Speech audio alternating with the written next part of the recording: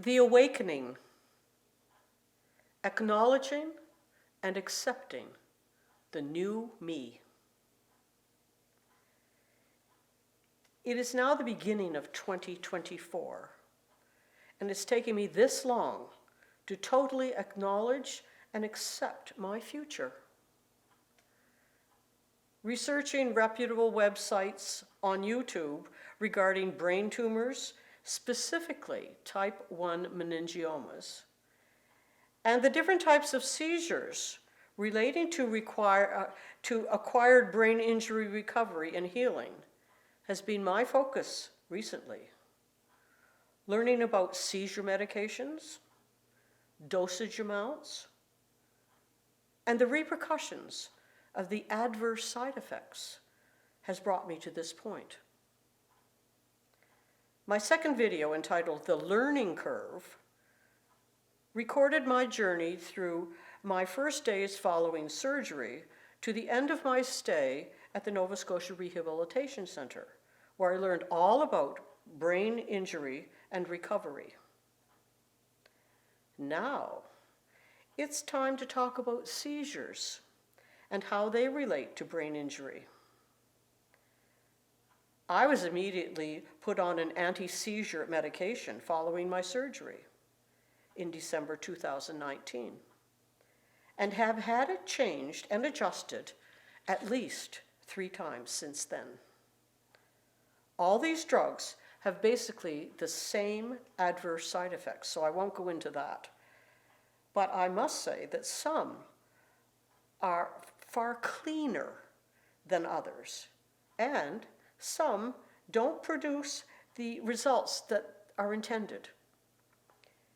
Keppra, then valproic acid along with clobazam, and finally brivaracetam have been administered to me over the past 4 years, with brivaracetam being the most effective. I have discovered that all seizures are the result of abnormal electric impulses in the brain. And in my case, it's the result of scar tissue. In my particular seizure experience, I have what is described as a simple partial seizure. This originates from the single location, most commonly in the front lobe where the tumor was, and results in tremors, muscle stiffening, unresponsive but conscious behavior, and they last between 30 seconds and 2 minutes. Some of the triggers are stress, sleep deprivation, or interrupted sleep, taxing the brain, and an imbalance of the drug dose. I've also experienced numerous typical and atypical absence seizures, when there's a brief lapse of consciousness, staring blankly into space, usually lasting 10 to 30 seconds. The atypical absence seizure can last up to 5 minutes, with the body slumping over or often falling, and then there's a period of confusion afterwards. All seizures, whether they're simple, complex, whatever, there's always a feeling of something going to happen before it does. And this is called the aura.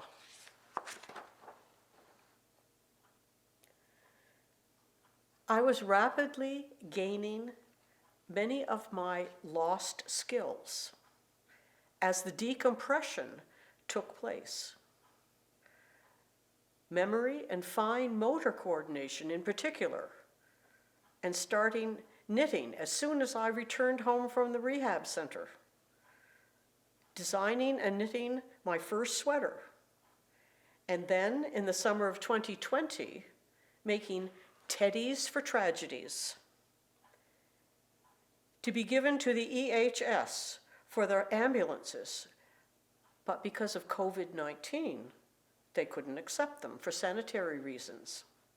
And so I donated probably 25 little teddies for tragedies to the local food bank to be included in the Christmas hampers that year. Then in August, my husband gave me the saltwater mitten book from Newfoundland with very intricate color patterns. I knit all my family members trigger finger mittens for Christmas and wrote my second poem, Trigger Finger Mittens. On each one of the gifts, I simply wrote, because I can. I have been designing and knitting sweaters and saltwater design mittens and gloves since that Christmas. As recorded in my video number 1, my first project discussed with my occupational therapist at the Nova Scotia Rehabilitation Centre was a recital, a sacred recital, to acknowledge the Nova Scotia medical community. We planned for 4 selections to be presented and then a rest time for me between the readings. The first reader read my story as the introduction to the recital. Then I sang 4 selections. The second reader came and read the names of all the medical community, which went right down to the deliverer of food everywhere I went. I had everybody's name down. The cleaners in all the hospitals that I witnessed, they're all included in the recognition. And the third reader expressed my gratitude and explained the free will offering. I had written all these scripts in the fall of 2020. In December 2020, I purchased the fabric and constructed my outfit, which hung in my closet for almost 9 months. This presentation was all familiar repertoire and all in English. The venue and accompanist were from the church, as well as the in-church technical video recording. There was no advertising outside of the church. I wrote the program and bio insert, and it was printed locally. I did require a wingback chair to be placed on the platform, as I was unable to stand unaided at that time. So songs were sung using the chair as a prop, and other times using my cane. This was a very successful recital, which realized over $5,000 for the Nova Scotia medical community. After the success of that September 12th recital, I felt I'm on the road to recovery now, and healing was well on the way. So I began introducing other activities into my daily routine. Volunteering to make tea breads for receptions at the church, having my cataract surgery, which was long overdue, returning to my garden work, organizing and hosting large family gatherings, and even hanging clothes on the clothesline. I also continued my bi-monthly voice lessons with my teacher in New York on speakerphone and on FaceTime when we finally got the internet where I live. This was to strengthen my voice because I was planning on another recital, And this one was a tribute to Maureen Forrester, who had died in 2010. My preparations for the Maureen Forrester recital began in early 2022. But unlike my first recital, I wore all the hats. Let me list the tasks I undertook because I thought I could. I made my outfit, but then changed my mind partway in the middle of it and made another outfit. I also made my accompanist's poet tunic. I secured not one, but 2 venues, with the first one to be videotaped for a possible YouTube channel that I was thinking of developing. This was scheduled for April 16th, 2023 in Halifax. The second performance was scheduled for 2 weeks later in my hometown of Wolfville, but not in the church as before. I arranged all the necessary people required for the video recording, the sound technician, and final posting on my new YouTube channel. I consulted with a graphic designer, the first time in my life I'd ever done that, and he designed the program cover and posters. I wrote and prepared the program insert with all the songs and translations, thinking that I would require a break between the 2 halves of the program. My accompanist, who is a classical pianist, agreed to play for 20 minutes before the intermission, which allowed me ample time to regenerate my energy. Promoted both recitals in churches throughout the Valley and Halifax, organized interviews with Acadia University because I was an Acadia alumnus, and arranged an interview with a local newspaper as well as lots of news releases. I researched each selection with its relevance to Maureen Forrester's career and memorized unfamiliar songs in different languages, as well as the introduction to each piece. The most challenging was the 8-song cycle entitled The Confession Stone, which had been written for her. This was totally new to me, and although in English, it was a style of singing that I had never encountered before. I had programs, posters, and tickets printed and then distributed them with my husband throughout the Valley. Rehearsed on a regular basis with my accompanist, providing him a meal as he lived a fair distance from where we live. I arranged and paid all the invoices for these performances by e-transfer from a special account just set up for the project. All the time I was working with my teacher, I required a chair to hold on to, unable to maintain my balance, with a fan, as I would break out in a sweat after about 5 minutes of singing. Perhaps I was overdoing it. Time would tell. By April 2023, I was able to sing most of the program standing on my own, but I did program in the use of a chair for certain selections.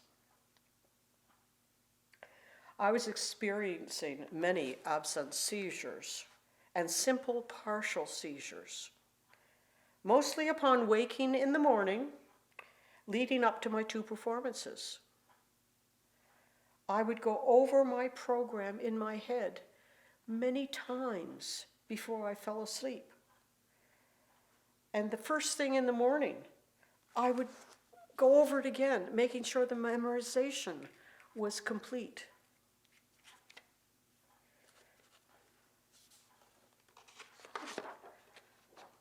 A very traumatic event occurred unexpectedly several days after my first recital on April 16th.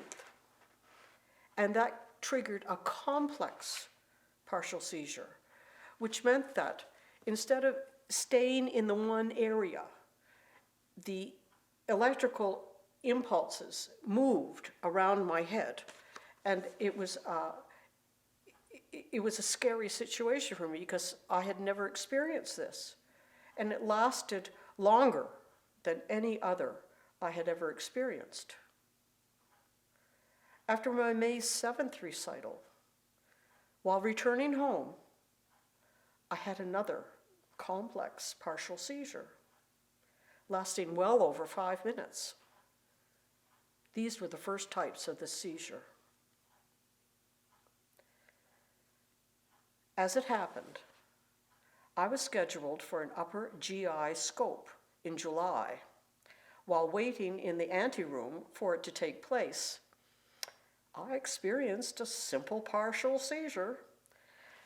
The procedure was canceled, and I was told that it would be necessary to have a general anesthetic to undergo the procedure. My family physician was alerted about this, and in consultation with the neurologist, my anti-seizure medication was increased from 50 milligrams twice a day to 75 milligrams twice a day. My neurosurgeon requisitioned an MRI, which took place on August 24th. I had another seizure while the MRI procedure was going on. And then on the 30th of August, I underwent my general anesthetic for my scope and experienced a third simple partial seizure in the recovery room. I was experiencing many of the adverse side effects of my anti-seizure medication, and on October 15th, it was readjusted again. And now I am on 75 milligrams in the morning and 50 milligrams at night. So far, it seems to be working. In looking back, I can see now that my April and May 2023 performances were way too much, way too soon. I hadn't recovered enough to undertake such a monumental task. My brain was robbing energy from that 25% required for healing, resulting in fatigue, headaches, irritability. I really should have acknowledged the triggers my brain was sending me. 1, stress. 2, sleep deprivation. 3, overtaxing the brain's energy. 4, inadequate dose of my anti-seizure medication. 50 milligrams twice a day was simply not enough.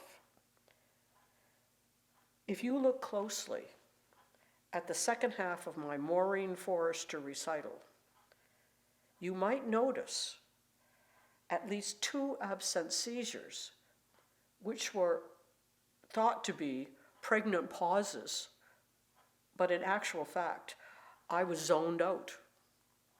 Even my accompanist didn't notice them at the time. Since then, I have rethought my daily activities, reducing my stress in my life, and I'm now working on getting a longer and better sleep at night. My noontime nap is my priority in my life, as well as an unwavering nighttime routine. Understanding that my ataxia which is balance and unsteadiness on my feet, is probably the result of irreversible neurological damage to brain tissue. I have started a progressive 10 exercise set of balance tasks, which, according to the physiotherapist, may take up to a year to complete, but hopefully will reroute and create a new pathway for this issue. These exercises are specifically designed for brain injury patients. Even these exercises must be scheduled in my activities for the day because of the energy required to do them. In closing, I hope that my videos have been enlightening and encouraging and give you hope in your own journey of recovery and healing. If I take heed in my own journey of discovery, I may live a long life with the genetic history on both sides of my family of having women live over 100